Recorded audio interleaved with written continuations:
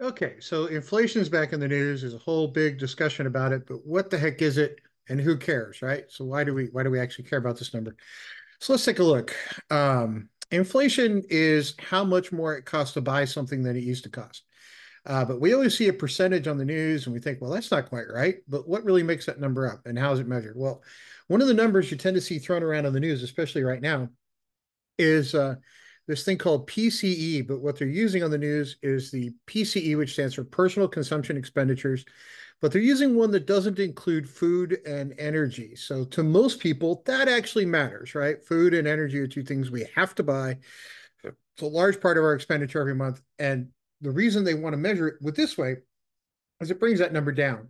And if you bring that number down, the Federal Reserve will lower the prime lending rate. Prime lending rate will bring down mortgages and car loans. That's good, but wait for it, there's more.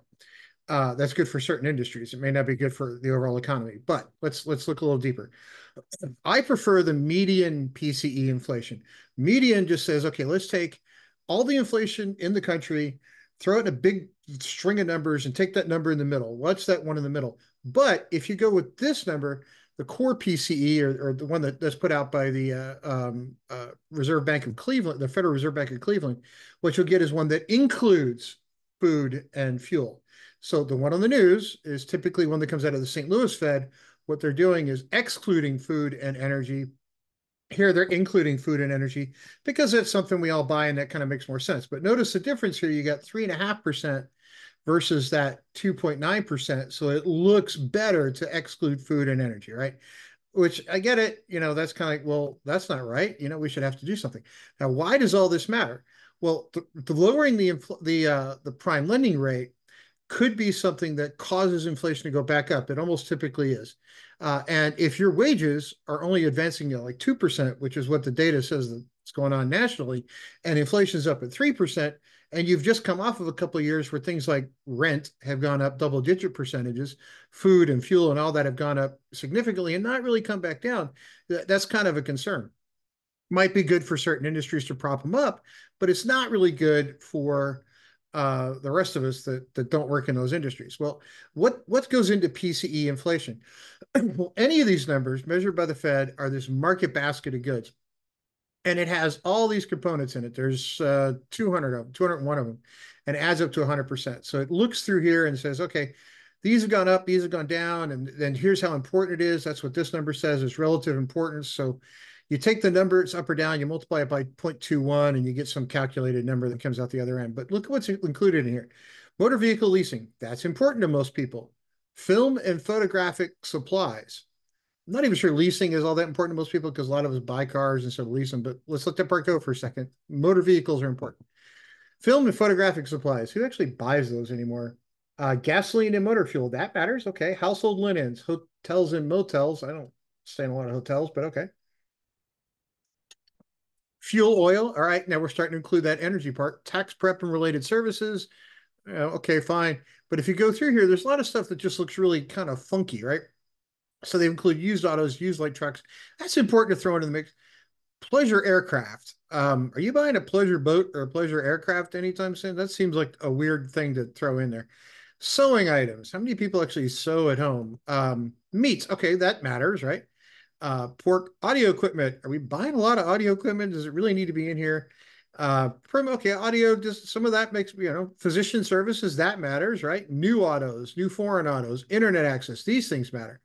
Hair and dental, that matters. Tires, electrical supplies, landline for phone services. You just lost me on that one because nobody pays long distance anymore. I don't know anybody that pays long distance anymore, but there it is, still in the thing. And I downloaded these right from the Fed.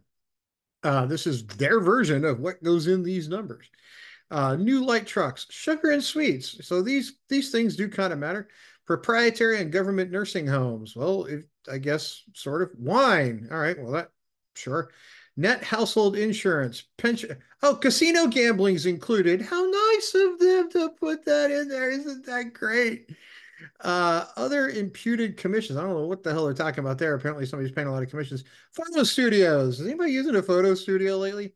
Beer. All right, we'll give them that one. Mutual fund sales charges get included in that. By the way, 60+% of America is living paycheck to paycheck, so I don't know that that one really counts all that much. Beef and veal, commercial banks. Hey, there's those mortgage guys again.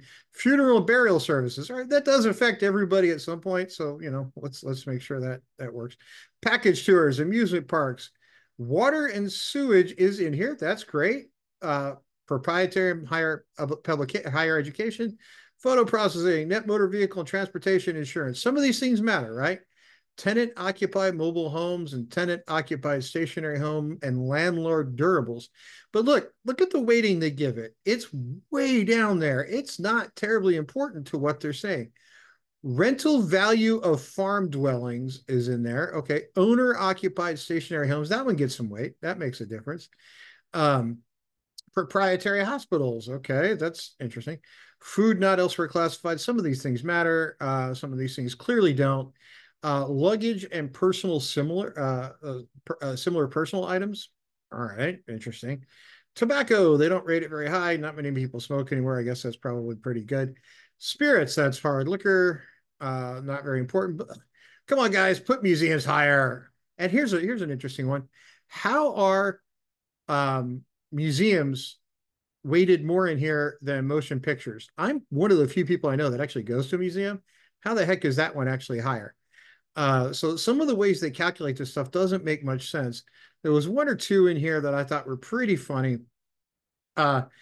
Jewelry right here, 0.42% is weighted up above what we just saw for household. I'm sorry, for movie theaters. I'm pretty sure a lot of us go to movies, but go to movies a lot more than we go to buy jewelry.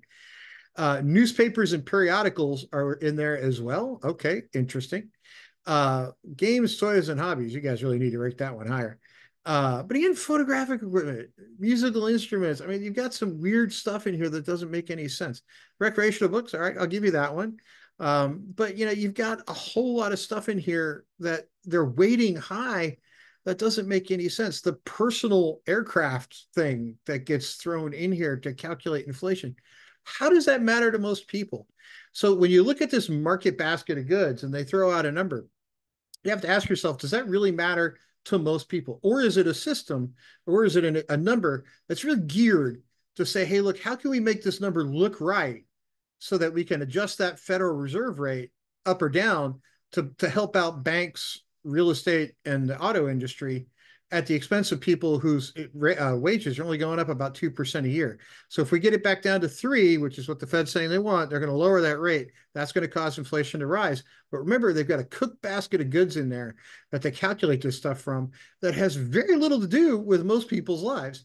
Those numbers are available online. You can look them up yourself. It took me 5 minutes in Google to find that.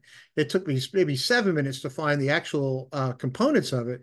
So it's out there. It's in the Federal Reserve database. Download it yourself and look at it. There's some really questionable stuff in that calculation. So when they get that number down and then they lower the prime lending rate, yes, you'll be able to car loan or a mortgage a little bit cheaper. But what's going to happen is everything else is going to get more expensive and you can't afford the house or the car. So, you've got to have this sort of deep dive look at it and say, who is really this market basket of goods sort of can to help? Is it people who working people, or is it people who own the banks and the auto loan industry and the mortgage industry and all that? Now, who really has influence on the government side? Now, you can decide for yourself. The data is out there. Look at it. But what I'm trying to do with this channel is convince people never take things at face value. You got to look past that headline. You got to dig into it for yourself. And yeah, the number they're showing you is accurate, but what the hell does that number represent? Go figure that out. And if you can figure it out, you're smarter than I am, especially if you can figure out why they selected that market basket of goods. Maybe you're smarter than I am.